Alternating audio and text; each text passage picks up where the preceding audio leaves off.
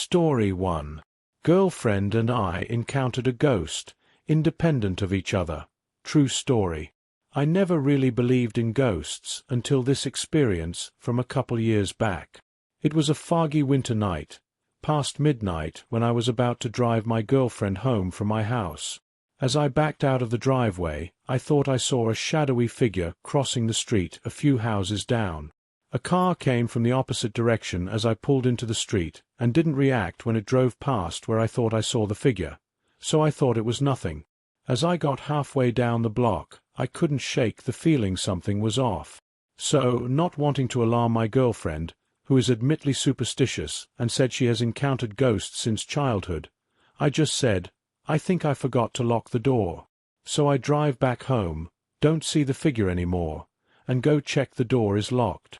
As I get back to the car, and my heart still drops as I retell this, my girlfriend asked me, "Did you see anything scratching outside the car?" She said something sounded like it scratched along the whole passenger's side of the car, as I was checking the door. She has never asked me any such type question before. Even if she is superstitious, she's never asked anything like that before. She doesn't regularly encounter bizarre things like this. I told her she must have imagined it, and got the F out of there. Story 2. Reoccurring nightmare. Okay, I'll start with some background about my family. Growing up, my dad has always been open with me about his paranormal experiences. He has taught me most of what he knows, but there are still some things he has made clear he does not want me learning/looking into. When I was really young, probably about 2 to 4 years old, my parents both have told me I would have night terrors more nights than not. This stopped when we moved from the house in Iowa to Illinois. I do not remember the night terrors, but I do remember a reoccurring nightmare I would have every time we went to visit my grandparents in Iowa, but never had them once we came home. That was until one night when I was 10, my dad's sister had come to visit us, and was sleeping in my room. I had a bed that had a pull-out bed under it for sleepovers with friends. I had the nightmare for the first time in Illinois. I woke up in the middle of the night with my back burning, and woke her up so I could sleep in bed with her. When I got into the bed, I remember her wrapping me up in her arms for comfort me. Then she started freaking out and got up to turn the lights on. She asked me to turn around so she could look at my back. I had multiple deep cuts and was bleeding. She immediately went to wake my parents up, and while my mom cleaned my back, my dad inspected the pull-out. It was completely fine. Nothing sticking out of the mattress, no screws that could have scratched me. After that I started to see a woman in my room, and my dad started to teach me about the paranormal. I did not have this nightmare again, but would see her consistently, and just got used to it. She has black hair that I assume is long, as it is always up in a bun. She is skinny, almost frail-looking. I have never been able to see her face clearly. After buying my own home and moving out, I had not seen her in months. I figured she just stayed at my parents' house and went on with my life. About 3 months ago I had a terrible nightmare. It felt familiar, but I couldn't place it until I had it again, and again. I have had the same nightmare I would have when I was younger at least 2 times a week for the last 3 months, and have started seeing the woman again standing at the foot of my bed when I wake up from this dream, but she looks different now. She wears the same outfit and has the same hair, where she looked frail before she looks like skin and bones now. I had never been scared when seeing her growing up, but since I have seen her in my house, when I see her, I feel a gut-wrenching amount of doom. Story 3. Ghost at Fort Hood. I was part of a reconnaissance platoon for a National Guard Cav unit out of Austin, Texas, back in 1985.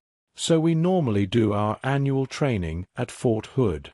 Our mission was to find other NG units and start messing with them. We went on a patrol, found a unit about half a mile from us, so we formed up in a group of trees that had a little alcove inside of it. We started our planning when I looked behind me and noticed a guy with a cowboy hat. I figured one of the guys put on a disguise. Back to mission planning.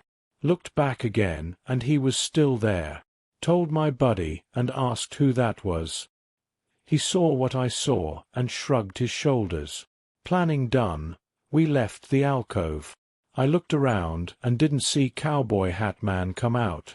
So I picked up some rocks and threw it towards the trees. Buddy followed suit.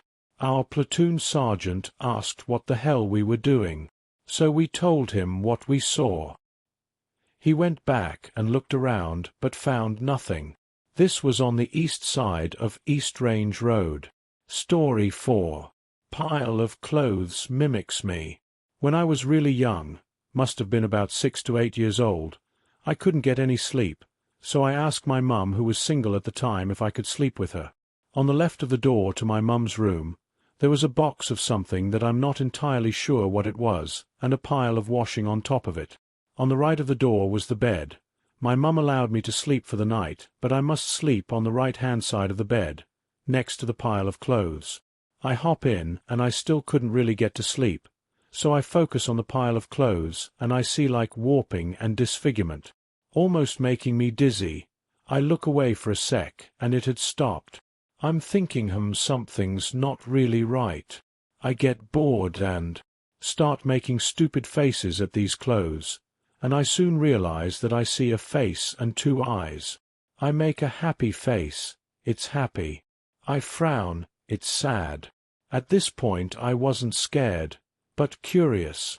So I tried different emotions, silly faces, until I thought about sticking my tongue out at it. This is where it gets creepy. I remember that I didn't want to do this, but I had a curiosity that I had to itch. So I slowly stick my tongue out, and lo and behold, the pile of clothes had mimicked my tongue. It was even a pink color, so I was freaking out. I rushed over screaming, and crying destroyed the pile of clothes. Explained to my mum. She didn't understand a word I was saying. We both get back to sleep. I think I felt better after that little burst of rage.